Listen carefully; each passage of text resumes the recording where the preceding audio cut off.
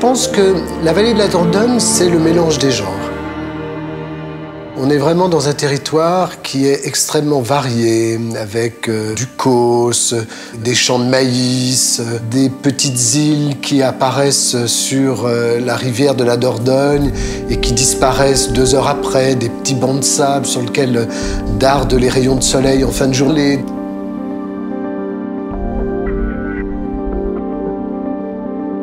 Les gens sont gentils, les gens demandent des nouvelles, prennent toujours le temps de vous parler, de vous regarder dans les yeux.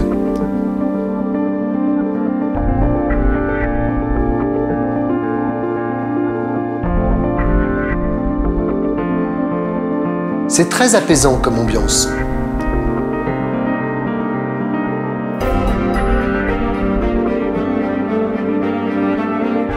La rivière Dordogne fait penser à un poème de Péguy où il dit « Elle passe mais ne part jamais ».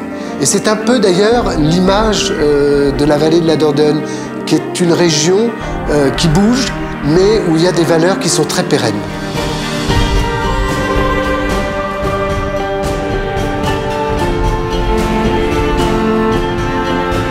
Moi j'aime bien par exemple partir en voiture sans avoir vraiment de but.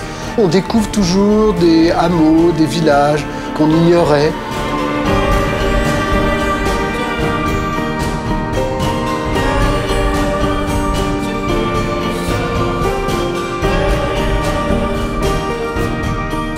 Ici, les paysages et le bâti vous ramènent très vite à l'histoire.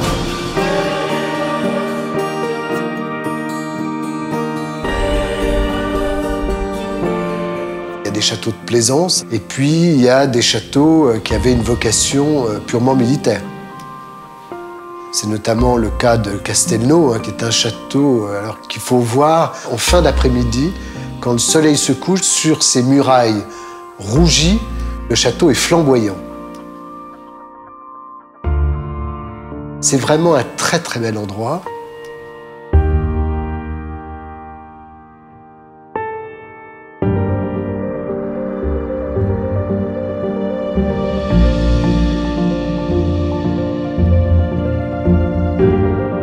Ici, on est au pays de la noix.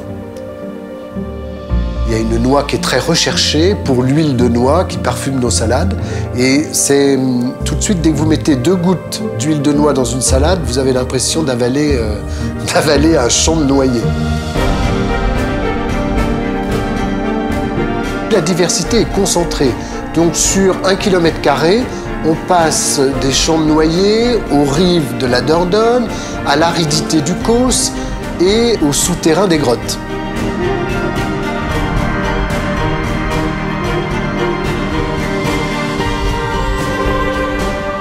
Comme on est un pays d'eau, avec cette rivière Dordogne, elle a creusé au fil des siècles des gouffres souterrains, et l'un d'entre eux est le gouffre de Padirac, qui est d'abord une merveille de la nature. On rentre par une cavité et on se retrouve dans un paysage absolument féerique dans lequel on se promène en barque, ce qui est assez incroyable.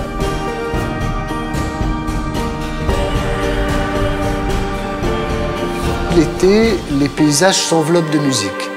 Il y a des concerts partout, souvent des petits concerts privés dans des églises, sur les places de village. Celui qui me plaît le plus, c'est le festival de Saint-Céré. Quand vous avez un orchestre symphonique qui est installé dans le décor du château de Castelnau, sous une nuit étoilée avec un petit vent d'été parfumé, c'est quand même assez magique.